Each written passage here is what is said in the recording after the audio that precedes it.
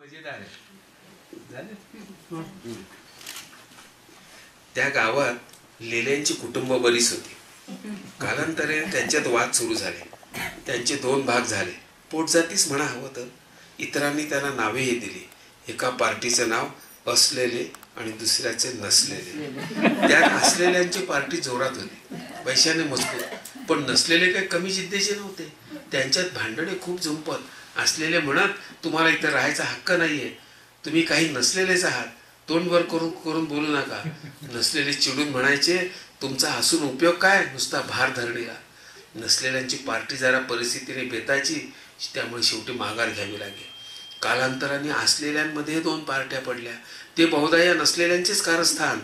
असलेल्यांमध्ये काही शिकले सवरले तर काही अभ्यासात कच्चे, भांडणे मारामाऱ्या हुडपणा यात वेळ घालवणारे होते.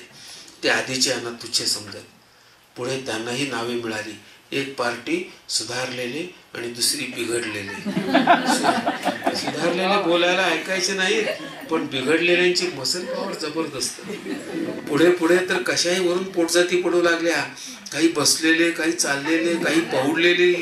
घराघरात भांडणे होऊ लागले. त्यात एक गंमत, असलेले पार्टीतली एक मुलगी नसलेल्याच्या प्रेमात पडली. मग जो उडाला गोंधळ. सगळे बसलेले, उठलेले, पौडलेले, बिघडलेले सगळे जमा झाले. मुलांचा निश्चय पक्का होता. धाक दाखवून झाला, आमिष दाखवून झाले. शेवटी त्यांनी पळून जाऊन लग्न केलं.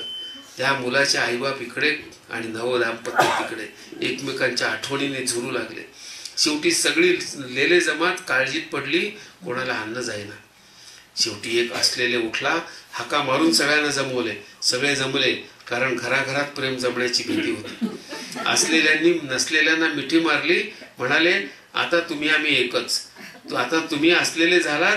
इतर लेले ओरडले आणि आम्ही. त्यावर एक शहाणे लेले पुढे झाले. म्हणाले, आता ही भानगडच संपवा एकदाची. या लेल्यांमागे काही लावलं की होतोय घोटाळा. ते त्या शेजारच्या गावचे नेने बघा, काही मागे लावून घ्यायला नकारच देतात. कोणी तसं मागे लावायला आलं की लगेच ने ने म्हणून डबल नकार देतात.